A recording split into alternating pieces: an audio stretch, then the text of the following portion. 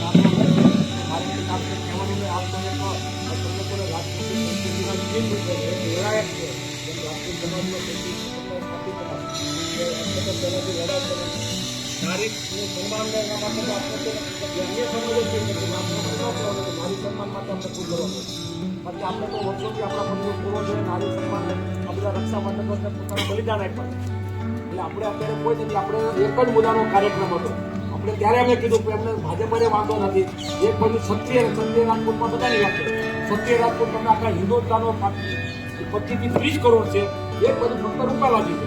તો તમને પ્રોબ્લેમ ક્યાં છે? કોઈ બંધારણને કટોકટી વિધા એવું છે કે એક વ્યક્તિ તમે જો 2 ચીટી આપણે રદ કરી શકતા હોય બરોડાની કોતરાની તો એક આ રદ કરી નાખો. અને તમારી અમે ક્ષત્રિય સમાજ અને દરેક કાઠીમાં આપણે છેલ્લા 20-25 વર્ષથી લોકો એમાં 90-95% ભાજપ સાથે થાય. ભાજપ સાથે એટલે આવી છે કે અમે એમ માની કે તમે સનાતન હિન્દુ ધર્મના રખેવાળ છો. પણ અમને હવે અમારો જે ભ્રમ હતો એ ભ્રમ તૂટી ગયો. તમે તો ખરેખર સનાતન ધર્મ કે હિન્દુ ધર્મ સાથે તમારે નાવા નીકળવો છો. બને તમે ફક્ત દરેક હિન્દુ સમાજના ઉપયોગ કરી બધાને કાઢી દીધા. હવે તો એને સાહેબ ચાલુ કર્યું છે. પેલા તને શું છે હિન્દુ ભાગલા પડ્યા કરો પાટીદા તો પાટીદામાં લેવા કરવા તળપદા કોરી કુવાડિયા કોરી એક પણ જ્યાં પ્રવચન અનેક તમે હિન્દુમાં ભાગલા એને કોઈ પણ ભાગલા કરી શાસન કરવું. બીજી જે તાનાશાહી છે એ સમજાવો કે એક વ્યક્તિને બચાવવા માટે તમે જયારે એમ કહેતા હોય તમે જયારે પણ તમારી બહેનને કોઈ તકલીફ પડે તો મને પોસ્ટકાર્ડ લખજો હું બેઠો છું ત્યાં મોદી સાહેબને. તમે અત્યારે ત્યાં તમે ભૂતરાશે આંખું બંધી ઉતારો ભૂતરાશે આંખ નહોતી તો તમને બેને 4 આંખું આપી છે અમિતભાઈ. આટલો બધો જયારે અમારી બેન દીકરીઓ રોડ ઉપર થાય છે ચીરહરણ થાય છે તો તમને નથી દેખાતા? તો ક્યાં તમે રામરાજની વાત કરો તો તમને અધિકાર નથી બોલવાનો. બેનું દીકરીઓ જો તમે રક્ષા ન કરતા તો તમે શાસનમાંથી ઉતરી જાઓ. અમારી પાસેથી અમે તો વર્ષોથી અમારી બેનો દીકરી રક્ષા કરી છે. એટલે એમની જે આજે કોંકણ નીતિ અને જે ધૂતરાજ નીતિ છે હવે એનું બહુ કરતા તાનાશાહીનો મકસદ હોય. તમે આપને ખબર છે કે જયારે આપની જરૂર હોય તો આપના બધી રીતે તમને હેરાન કરે છે. એ તમારા ડમ્પર રોકે તમારા ભૈરિયામાં પુષ્કર કરે. એટલે તમારે એના જયારે જના પાસે જઈને તમે શાસ્ત્રાર્થ દંડોત પ્રણામ કરો તો વાંધો નહીં. એનો તમે ખેલ ફરી લો પછી તમે ગમે લીલા કરો તો એનો પ્રોબ્લેમ નથી. પણ તમે એના વિરુદ્ધમાં જઈને તમારે લીલા ન ચાલે. જેમ એની ભાજપમાં જાય તો પવિત્ર માણસ થઈ જાય. આ ટાઈપની માનસિકતા લોકશાહીમાં ન ચાલે. ચાલે તો સાથે આપણે બધાને સાથે લઈ જાય. આપણે બીજું રાજપૂતમાં ક્ષત્રિય રાજપૂત આપણે કદી કોમત કર્યો જ નથી. આપણે આપણા કરતા અન્ય સમાજના કામ અલગ કર્યા.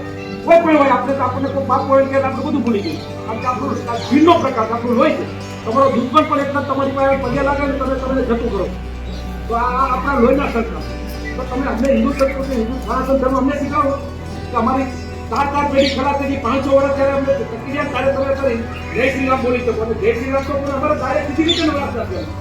એના નામ ઉપર તમે બે વખાણ થાય કહું છું કે આ ભાજપ પક્ષે નારી અસ્મિતાનું રક્ષણ નથી કરી શકી અને જે રોડ પર ચીરણ કર્યું છે એના વિરુદ્ધમાં હું ભાજપના વોટ નહીં આપું.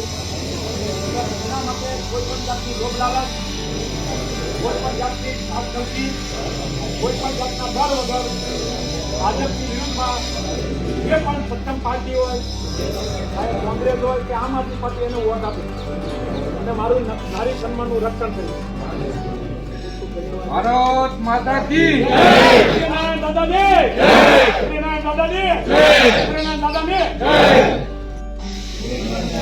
વખાણ થાય કહું છું કે આ ભાજપ પક્ષે નારી અસ્મિતાનું રક્ષણ નથી કરી શકી અને જે રોડ પર જે ચીરણ કર્યું છે એના વિરુદ્ધમાં હું ભાજપના વોટ નહીં આપું.